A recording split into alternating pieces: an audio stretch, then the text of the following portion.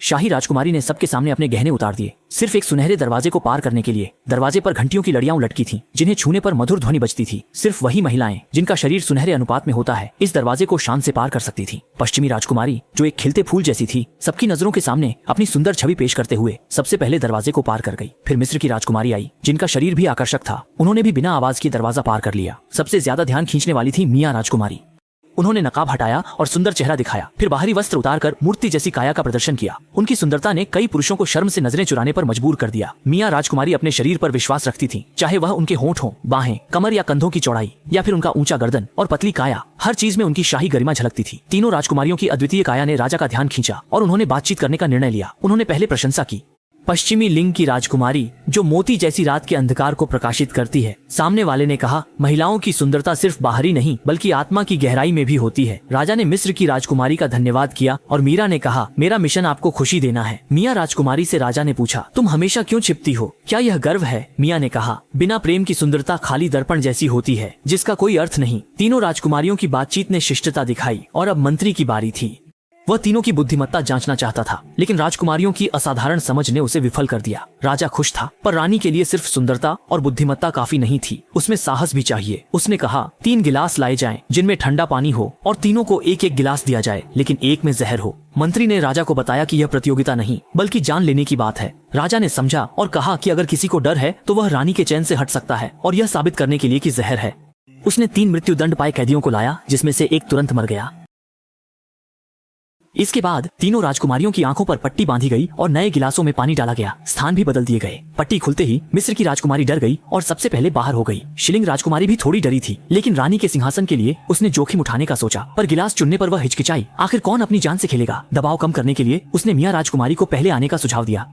मियां बहुत शांत थी। उसने शराब का प्याला उठाया और एक बार में पी गई। मियां को सुरक्षित देखकर हेलेन और डर गई। बची हुई आधी संभावना ने उसके दिल की धड़कन बढ़ा दी। उसमें पानी पीने का साहस नहीं था। उसने रानी की प्रतियोगिता से नाम वापस ले लिया। इस समय मियां ने हेलेन के छौड़े प्याले को उठाया और उसे भी एक बार में पी गई। हेलेन चौंक गई, लेकिन किसी ने नहीं सोचा था कि मियां ने आखिरी जहर का प्याला भी उठा लिया और बिना हिचकिचाहट के उसे भी पी लिया। फिर धीरे धीरे राजा की ओर देखा, क्योंकि उसने पहले ही अनुमान लगा लिया था। एक ऐसा राजा जो देश को समृद्ध और खुशहाल बना सकता है, निर्दोषों को कैसे मार सकता है? उसने राजा से कहा कि वह उन कैदियों को जगाए जो मरे होने का नाटक कर रहे थे। राजा मियां के प्रदर्शन से खुश हुआ और उसे अपनी रानी बना दिया। हालांकि हरम युद्ध क्षेत्र की तरह था, जटिल और क्रूर। मियां के शहर में आने से पहले ही शिलिन ने जनरल के साथ मिलकर डाकुओं को अपने प्रतिद्वंद्वी को हटाने के लिए कहा था। मियां पकड़ी गई, लेकिन घबराई नहीं, बल्कि शांत और आत्मविश्वास से भरी दिखी। भले ही वह उच्च कुलीन राजकुमारी थी, पर अपनी किस्मत को नियंत्रित नहीं कर सकती थी, चाहे राजा से शादी करे या नहीं।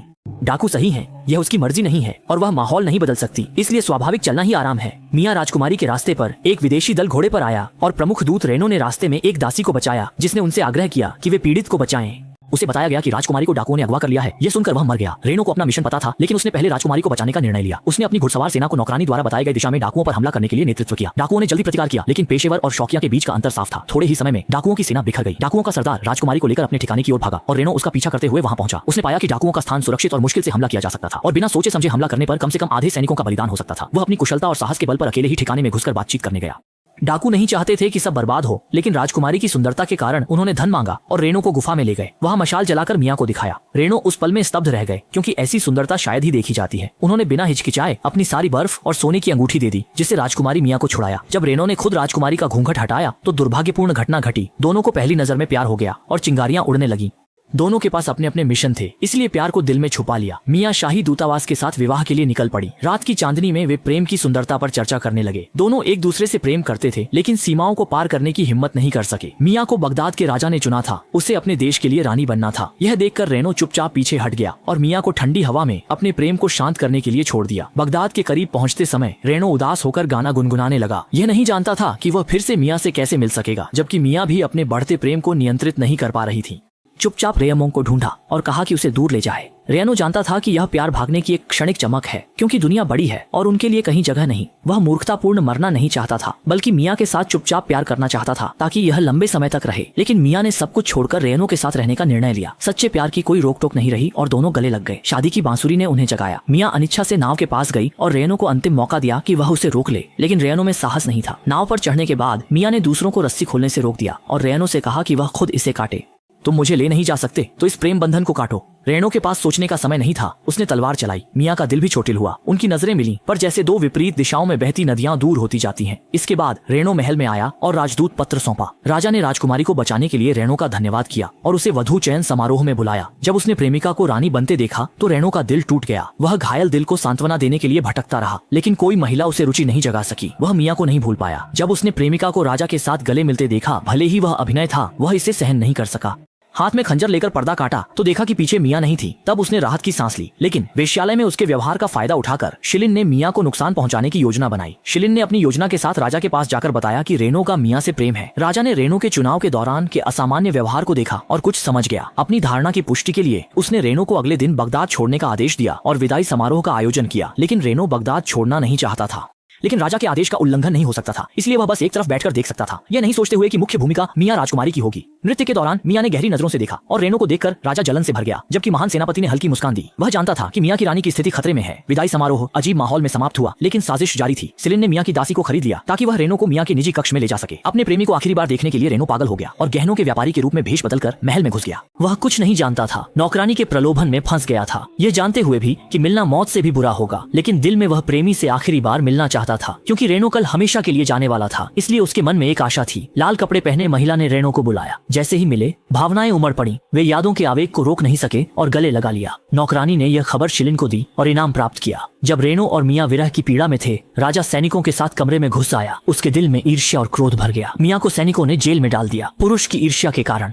राजा ने रेणु को नहीं मारा क्योंकि वह मियाँ से बहुत प्रेम करता था। मियाँ को यातना देना रेणु के लिए हत्या से भी अधिक संतोषजनक था, इसलिए रेणु स्वतंत्र था। महल के बाहर रेणु झंडे की ओर देख रहा था। अगर लाल झंडा होता तो रानी को मृत्युदंड दिया जाता। जैसे ही लाल झंडा उठा, उसका दिल टूट गया। मियाँ निडर होकर फांसी स्थल की ओर बढ़ी, दंड स्वीकारने को तैयार। बुजुर्ग द्वारा पढ़े गए नियमों के अनुसार मियाँ को मृत्युदंड से पहले उसे 20 कोड़े सहने थे, लेकिन अगर कोई उसकी जगह सजा भुगतने को तैयार हो तो कानून इसकी इजाजत देता है। रेणु बिना हिचकिचाए दंड स्थल पर गया। मियाँ की जगह कोड़े खाने को तैयार था और यही राजा देखना चाहता था। कोड़े बेरहमी से रेणु की पीठ पर पड़े, लेकिन दर्द मियाँ के दिल में हुआ। वह अपनी प्रेमिका की आंखों में देखने की हिम्मत नहीं कर सका। रेणु सच में सच्चा मर्द था। कोड़े से लहूलुहान होने के बावजूद उसने आह नहीं भरी। राजा भी मन ही मन उसकी प्रशंसा करने लगा, लेकिन जलन की आग अब भी जल रही थी। सजा खत्म होने पर रेणु बेहोश हो गया। मियाँ दर्द से अपने प्रेमी को देख रही थी और असहायता ने उसे घुटनों पर ला दिया। अंतिम मृत्युदंड के लिए तैयार हो रही थी, तभी कुछ गरीब बूढ़े भिखारी अचानक से दंड स्थल पर आ गए। वे रानी का एक पूरी रात उपयोग करना चाहते थे। कानून के अनुसार मृत्युदंड के कैदी को भिखारियों को सौंपा जा सकता था। राजा मजबूर होकर सहमत हो गया, जबकि मियाँ वहीं टूट गई, क्योंकि यह मृत्यु से भी अधिक कष्टकारी था। लेकिन उसकी कमजोर काया भला भेड़ियों जैसे भिखारियों का कैसे सामना करती। जल्द ही मियाँ को खींच कर ले जाया गया। रात में ये बूढ़े भिखारी मियाँ का उपयोग करने की तैयारी कर रहे थे। तभी रेणु घुड़सवारों के साथ समय पर वहाँ पहुंचा और मियाँ को भिखारियों के चंगुल से छुड़ाया। फिर वहाँ से भाग निकले और एक कठिन भागने की यात्रा शुरू की। उन्हें लगा था कि बस बगदाद की सीमा से बाहर निकलने पर उन्हें स्वतंत्रता मिल जाएगी। भाग्य ने अजीब खेल खेला। रेगिस्तान में पहुंचते ही उनकी एक घोड़ी खो गई और जल स्रोत भी दुश्मन के तीरों से छेद गया। रेगिस्तान पार करना मौत के समान था। जल्द ही रेणु रेत पर बेहोश हो गया। मियाँ ने घोड़े को सामने लाकर रेणु को धूप से बचाया और पानी की तलाश में निकली। वह दूर जाकर एक छोटा पानी का गड्ढा मिला। उसने गंदगी की परवाह किए बिना पानी पी लिया। तभी अचानक राजा उसके पीछे प्रकट हो गया। वह भी मियाँ से प्यार करता था, इसलिए उसने उन्हें नहीं मारा, बल्कि चाहता था कि वे भागने की कठिनाई समझें ताकि मियाँ खुद महल लौट आए। मियाँ को लुभाने के लिए राजा ने उदारता से धन और पानी का थैला छोड़ दिया और चला गया। जब मियाँ लौटी तो रेणु पहले ही चरम स्थिति में था। पागलपन के बाद फिर बेहोश हो गया और मियाँ को रेणु के साथ भागना पड़ा। निराशा में उसने दूर एक गाँव देखा, यह सोचकर कि उसे मुक्ति मिल गई है, लेकिन गाँव वाले उसके प्रति भेड़ियों जैसे थे।